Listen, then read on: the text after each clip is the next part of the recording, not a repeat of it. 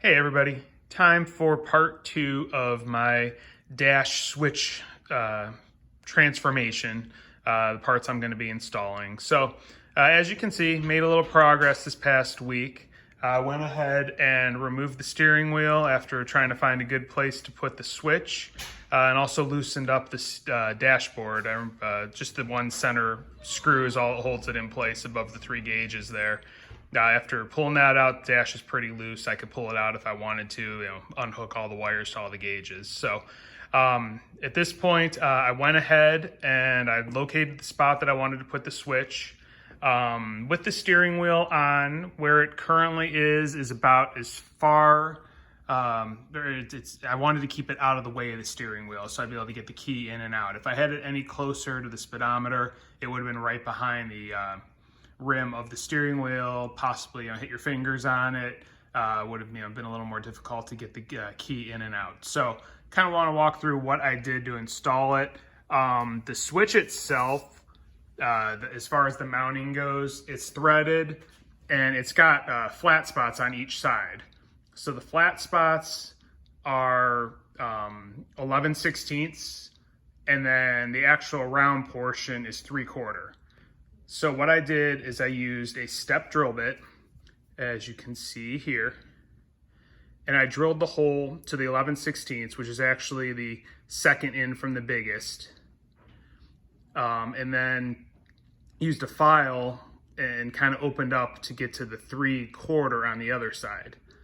So up and down is 3/4, side to side it's the 11/16, and that was able to get with a file and just kind of opening it up. I've got the key securely, or the switch securely mounted.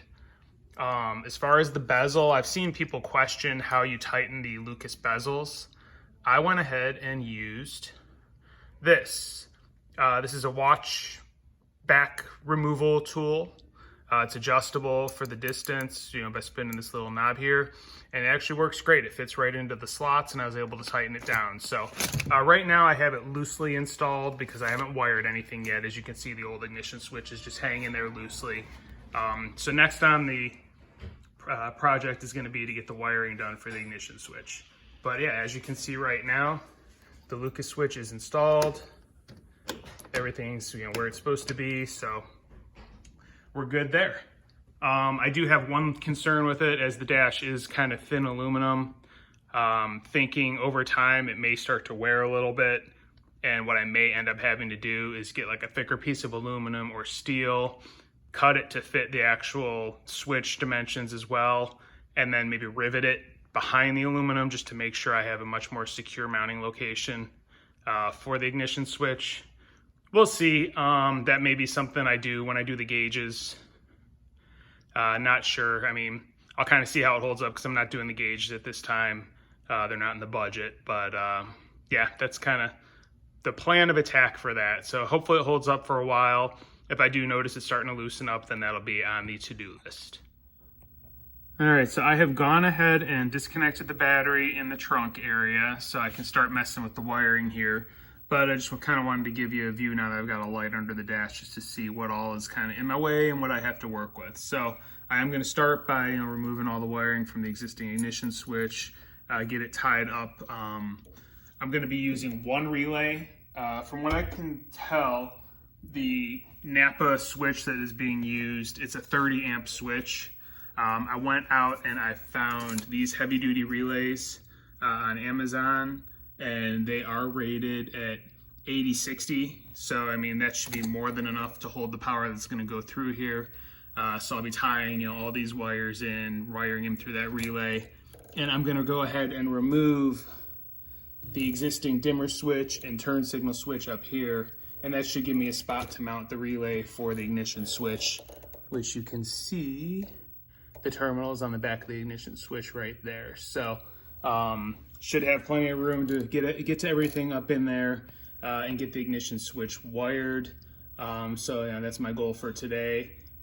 Before I can do any of the other switches, I have to go ahead and remove the existing light switches that are here, as well as the aluminum blanking plate that was put in by the previous owner to hold them in place.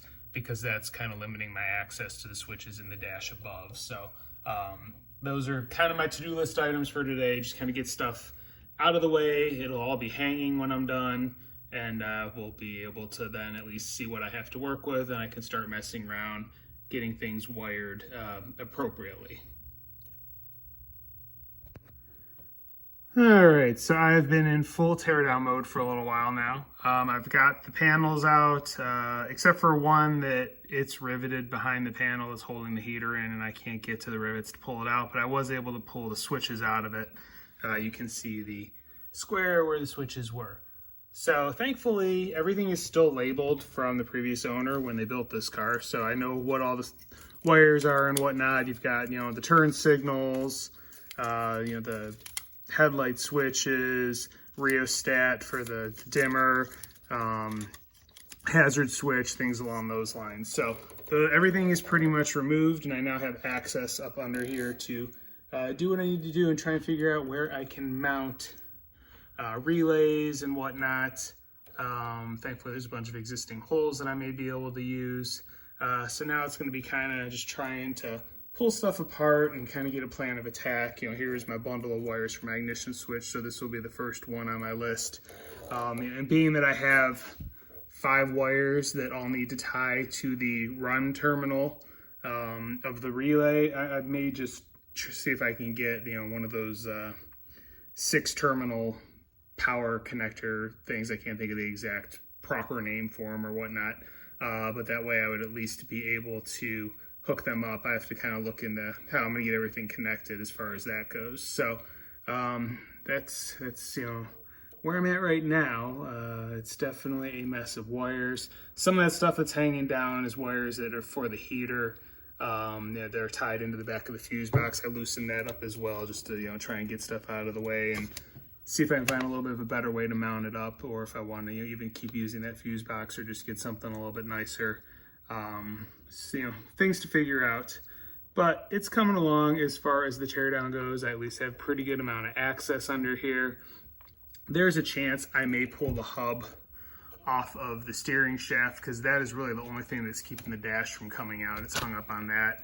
If I removed that, I'd probably be able to pull the dash out, pull it away, and have better access. You can also see I pulled all the 3 wires, or the 3 lights, loose, just so I can kind of get an idea what the wires are going to those, make sure I can see what the hole sizes were as far as the new switches go and what we'll be able to fit in those spots. So coming along, more to come. Well, things have escalated.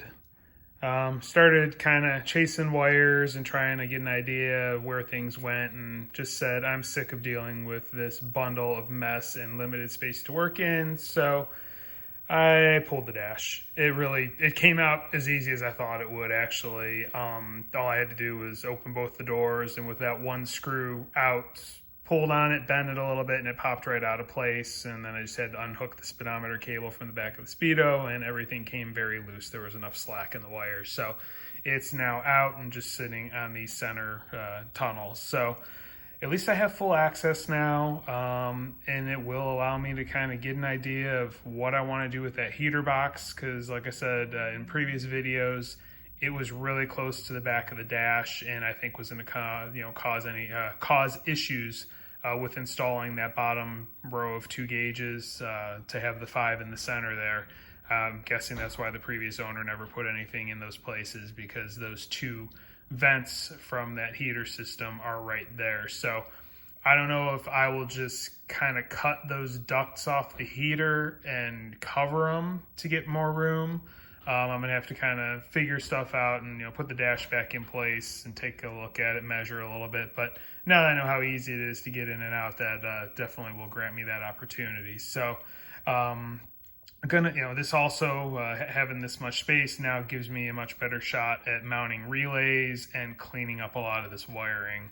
I already found a couple of wires that were not hooked to anything that I just kind of pulled out of the loom. They were dead on both ends, so it was probably something that was either installed previously, or there was the intent to install something, but I just kind of yanked those out, got them out of the way. So next we'll be trying to figure out a spot to mount some relays for some of the stuff I do want to do at this point in time.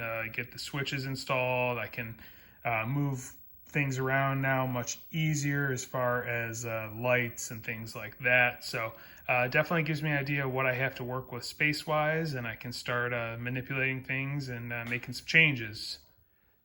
Well, it's the next day, as I wanted to take the evening to kind of just think about a plan of attack as far as how I was going to handle some wiring and whatnot. Went ahead on Amazon, ordered a power distribution block so I can get all the wires for the run cycle put into one block, because I mean every one of these wires has to be part of the run circuit, as well as the wire that'll be feeding in from the relay that'll be triggered by the ignition switch. So I figured his best bet was to just get a distribution block that we can tie everything together, kind of cleanly. Just mount that up on one of the chassis members, and should make things a lot easier. All right, so I messed around a little bit with the ignition wiring. Relay is now mounted up here to this upright square tubing, solid. Went ahead and grounded it here to the chassis. So the relay's grounded. I also spliced in the 2 yellow wires, which are the constant hots, to the constant hot feed and the relay. And then I put an end on the trigger, which this will go to the ignition switch. Into the constant hot, I spliced in a wire to feed the ignition switch. And then I do have a connector on the wire that'll go to the starter solenoid trigger. So basically what I'm left with is the bundle of wires that are going to need the power once the relay is triggered, and then the wire coming off the relay, which will get power once the relay is activated. So basically I'm at the point right now where I need to get the distribution block before I can go ahead and finish wiring this up and then test the switch to make sure everything works good. So at a standstill at the moment, so I think this is going to be a good place to end this video. Once I get the distribution block in, I will start part 3 of the video, or of this series, and that will be finishing up the ignition switch and then getting started on wiring in the turn signal toggle, as well as the headlight toggles and relocating lights, things along those lines. So more to come. If you're interested in seeing how this project goes, please like and subscribe, and I hope to talk to you soon. Thanks, and have a great day.